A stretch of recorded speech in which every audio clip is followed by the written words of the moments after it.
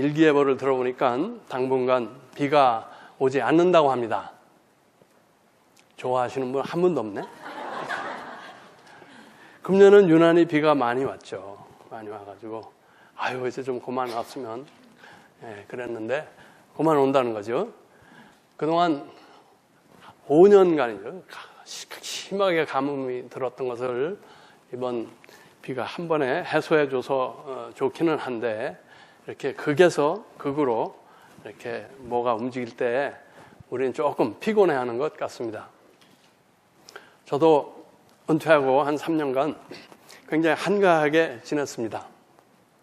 그래서 뭐 가물에 콩 나듯이 1년에 한 5번 설교하고 그렇게 지냈었는데 금년에 보니까 일주일에 5번 설교를 하는 것 같습니다. 주일날 설교를 영역하는 것은 그냥 덤이고 또 그 결혼주례도 그래요. 제가 한 10여 년 목회하는 동안에 딱 3번 했습니다. 근데 금년에는 벌써 3번의 결혼주례가 예약되어 있습니다. 놀랍죠?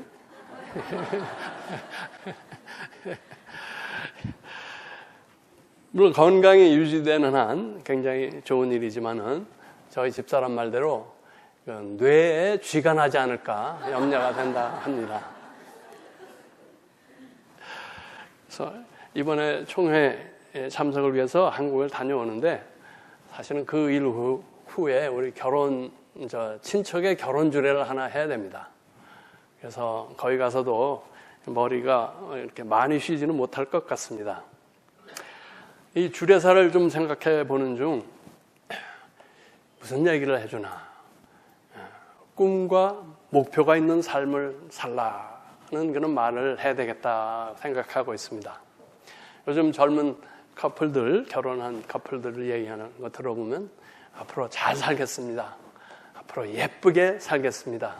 또는 앞으로 열심히 살겠습니다. 뭐 이런 등의 말을 하는데 제 속에서는 그래서 어쩌겠다는 거냐? So what? 하는 그런 생각이 듭니다. 예, 그렇죠. 잘 살고 예쁘게 열심히 사는 것도 쉬운 건 아니죠. 그렇게 살아도 정말 반성공을 한 것인데 무엇을 위하여 사느냐 하는 것까지를 이제 바라는 것이죠. 근데 사실 생각해 보면 저도 그때는 그런 생각을 안 했습니다. 못했죠. 오늘 우리가 읽은 이 본문 요한복음의 저자에게는 그 책을 쓰는 분명한 목표가 있었다는 것을 알 수가 있습니다. 그는 예수님께서 행하신 7개의 대표적인 이적과 십자가 및 부활 사건을 기록하면서 읽는 사람들이 예수께서 하나님의 아들 그리스도이심을 믿고 그 이름을 힘입어 생명을 얻게 하려 합니다. 라고 31절에 기술하고 있습니다. 다시 말해서 예수를 믿고 부활한 그를 경배하게 하기 위해서 이 책을 썼다라는 것입니다. 그리고 그렇게 된 대표적인 예로 12제자 중 하나인 도마를 부각시키고 있는 것입니다. 십자가 사건 후 예수님을 잃은 제자들에게 위기가 찾아왔습니다. 약 3년간 꿈을 가지고 일해왔던 직장이 문을 닫은 것입니다. 모든 것을 아시고 모든 문제를 해결해 주시던 위대한 지도자 사장님이 중죄인으로 체포되어 사형 집행이 된 것입니다. 이 회사에서 일한 것 때문에 이제는 어디 가서 잡을 수도 없는 것은 물론이고 잘못하다가는 공범으로 몰려서 형을 받게 될 수도 있는 그런 형편이 된 것입니다. 하루아침에 안정과 평강을 잃고 두려움에 가득 찬 실직자들이 된 것입니다. 그날 오전 막달라 마리아로부터 주님이 살아나셨다는 이상한 이야기를 들었지만 그녀도 슬픔 중에 살짝 맛이 간 것이겠지 생각하며 마가의 다락방에 모여 유대인들이 두려워 문을 다 잠그고 있었다는 것입니다. 사실 주님이 살아나신 것이 사실이라 해도 그들에게는 주님을 마주할 면목이 없었습니다. 그렇게 잘 해주시고 좋은 사장님이었는데 마지막 순간에 가장 도움이 필요할 때 다 배신하고 도망갔기 때문에 그렇습니다.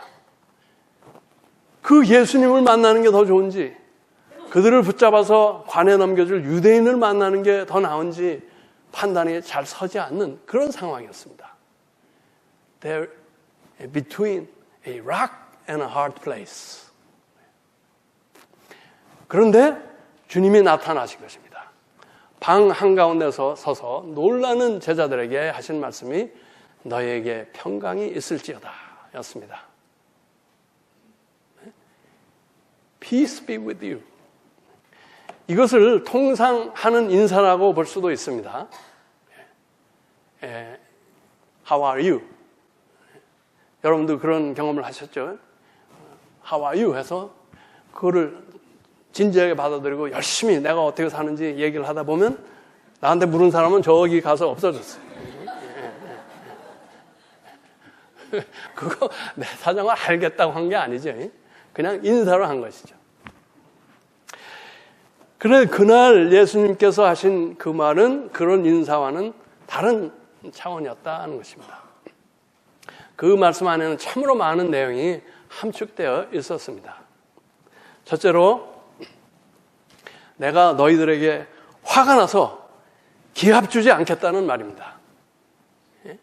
재발이 저린 도둑들을 안심시키시는 말입니다. 창세기에서 요셉이 자신을 노예로 판, 그래서 보복당할까봐 두려워 떠는 그 형들을 안심시키는 말과 같은 말입니다. 두 번째로, 모든 꿈이 깨지고 끝났다고 생각한 그들에게 아니다. 우리 회사는 계속 돌아간다는 것. 너네 잡이, 너의 미래가 아직 그대로 있다는 그런 말씀입니다. 그리고 마지막으로 너희들이 그간에 받은 고통과 상처를 내가 안다는 것입니다. 나도 너희와 똑같이 고통과 상처를 받았다고. 그러면서 자신의 못자국과 옆구리의 상처를 보여주시는 겁니다. 그렇지만 내가 그것을 다 극복하고 이렇게 살아났다고 말씀하시는 것입니다. 그러자 제자들에게 기쁨이 찾아온 것입니다. 보통 기쁨이 아니죠. 그것을 환희라고 우리는 말할 수가 있습니다. 그리고는 다시 두 번째로 너희에게 평강이 있을지어다 하고 말씀하시는 거예요. 그러면서 그들의 자업을 다시 상기시켜 주셨습니다. 하나님께서 나를 보내신 것 같이 나도 너희를 보내니 나가서 내가 하던 일을 계속하여라 하시면서 그들이 그것을 능히 할 수 있도록 엄청난 권세와 함께 성령을 불어넣어 주시고 떠나셨다는 것입니다. 그런데 제자 중 하나였던 도마가 빠져 있었습니다. 여러분, 도마는 그때 왜 빠져 있었을까요? 어디서 무엇을 하고 있었을까요? 혹시 아시는 분? 김 장로님 아세요?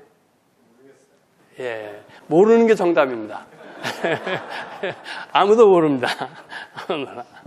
단지 우리가 상상을 할 수가 있는데, 저는 십자가 사건 후 가장 심한 충격과 상처를 받은 사람이 도마라고 생각합니다.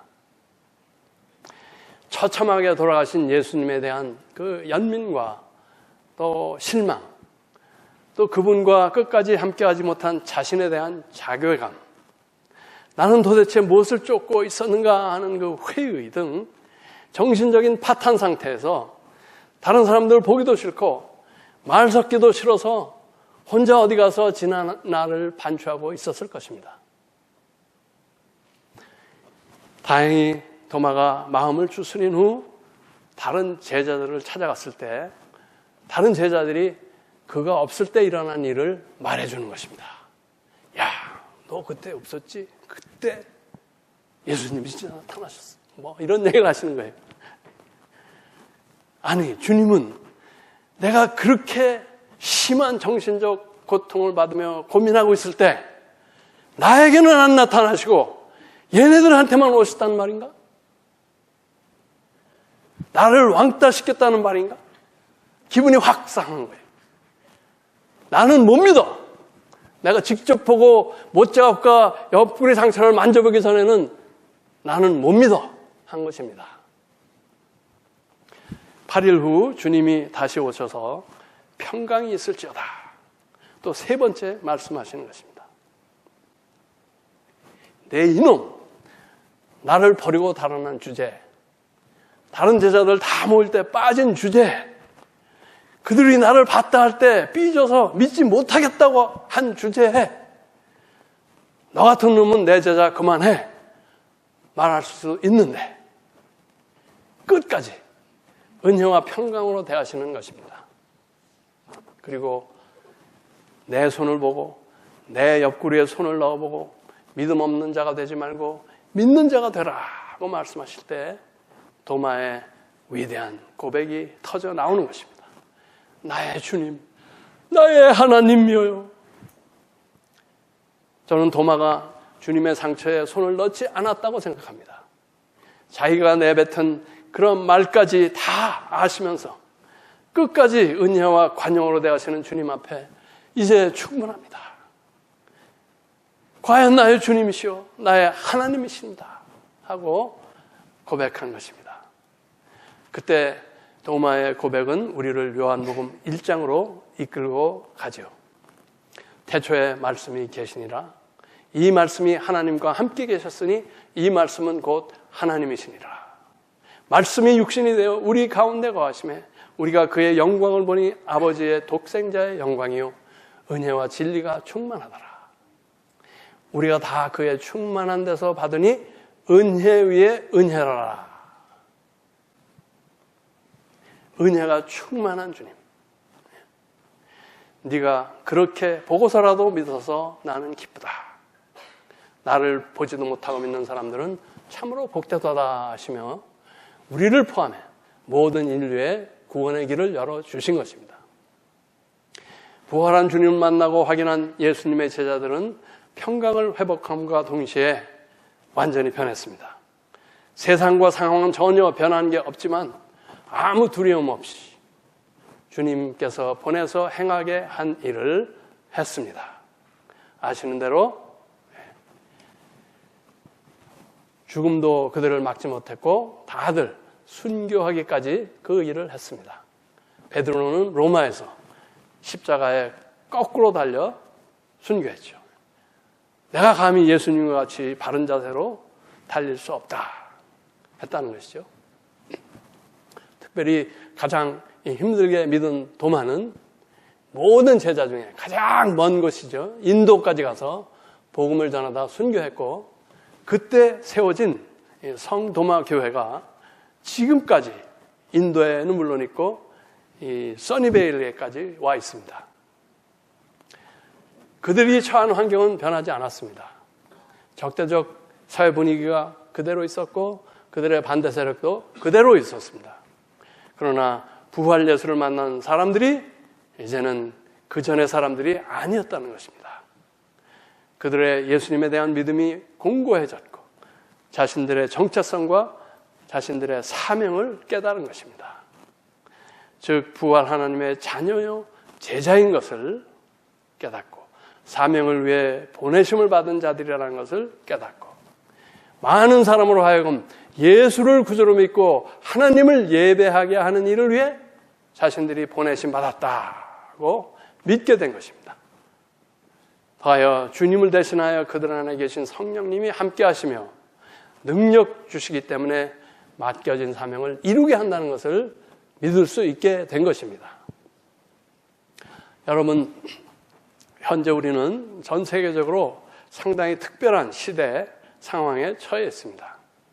아시다시피 글로벌 워밍이라든지 이 극심한 기후변화 등 자연적인 변화가 심합니다. 그 다음에 부와 인구의 도시 집중 현상이 심화되고 있습니다. 또 테러와 인종, 종교 간 갈등이 심화되고 있습니다. 또 중국과 일본이 무력적으로 상당히 증강을 하고 있습니다. 그런 반면에 이 종교적으로는 이 구주와 북미 등 선진 지역에서는 기독교가 쇠락하고 있는 반면에 남반구, 아프리카, 남미, 그 다음에 중국 등 후진 지역에서는 기독교가 괄목할 성장을 이루고 있습니다. 학자들은 인류가 300년 내지 500년에 한 번 있을까 말까 하는 전환기에 처해 있다고 말하고 있습니다. 그것은 마치 서구 세계가 중세, 그 봉건사회에서 근대로 바뀌는 1500년, 1600년대의 상황과 비슷하다고 말합니다. 현재 우리는 근대에서 후기 근대 사회로, 모던에서 포스트 모던 사회로 바뀌고 있는 거죠. 특별히 자본주의 말기 문화 현상을 우리가 겪고 있는 것입니다. 현재의 상황은 누가 계획한 것도 아니고 누구의 잘못도 아닙니다.